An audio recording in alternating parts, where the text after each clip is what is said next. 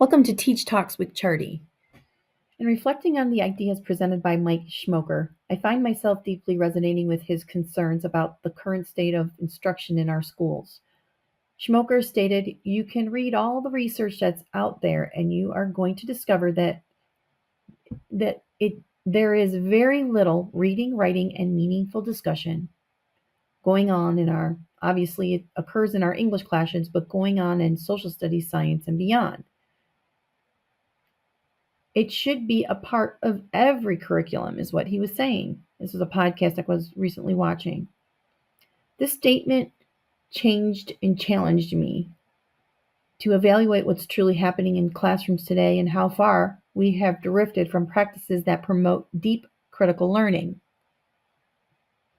One of the most compelling aspects of Schmoker's argument is that he is calling, or his call to return to classical instruction methods that we used to do long ago, where students are responsible for reading complex textbooks, engaging in meaningful writing, and participating in thoughtful discourse.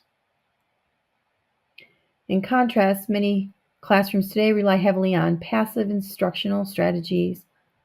I frequently observe lessons centered around PowerPoint slides, closed notes, and lectures where students are required to copy keywords rather than engage with the material in a meaningful way. These approaches may deliver information effectively, but it falls short in cultivating critical thinking and communication skills.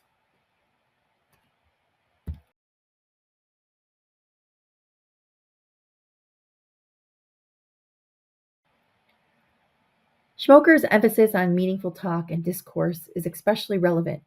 My own school is currently pushing for more academic talk, yet in practice, we still see a lack of student driven dialogue. In one of my classes, for example, I notice that students are rarely given opportunities to discuss their thinking with one another. The learning environment is often dominated by the teacher input and lots of notes, with very little student output or discussion amongst each other. Schmoker's argument that too much input without output stifles learning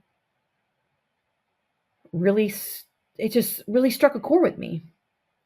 Changed my way of thinking. I believe that creating space for discourse, both verbal and written, is not just beneficial, but necessary for student development across all disciplines.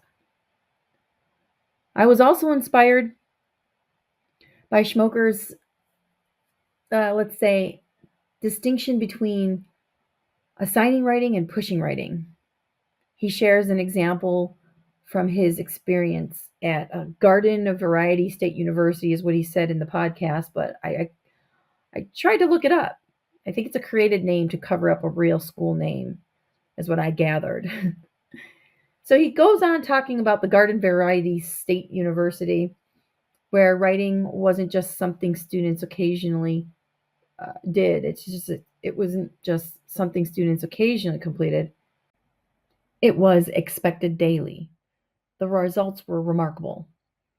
Students' performance improved significantly in a matter of weeks, in a matter of days, in a matter of weeks, in a matter of months, is the way he said it. This shows the power of consistent instructional and consistent intentional writing instruction. It also just brought to my mind that it also highlights a gap I see in many classrooms today. The gap that I'm seeing in many classrooms today is where writing is either periodic or reduced in fill in the blank answers rather than being used as a tool for thinking and learning. The overall takeaway with Schmoker's message is clear. It's very clear. Reading, writing, and discussion are essential in every subject. These foundational skills are not exclusive to English class. They are the backbone of learning in all content areas.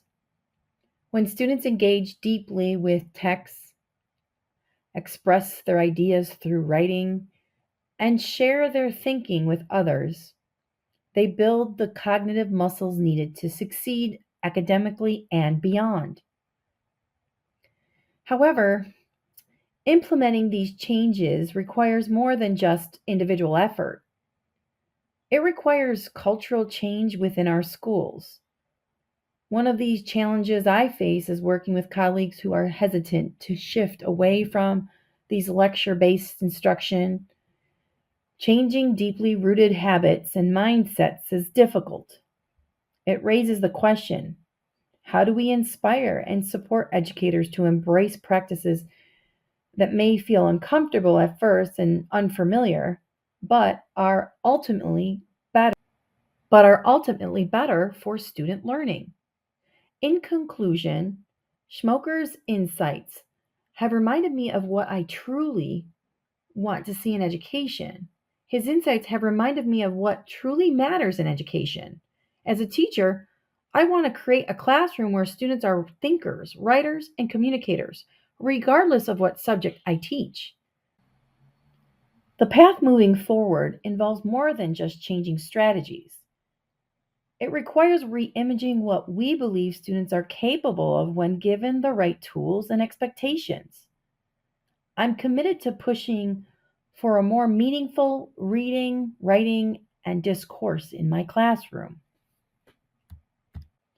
And I'm hoping that part of a larger movement is to bring these classical, effective practices back to and into the center of education.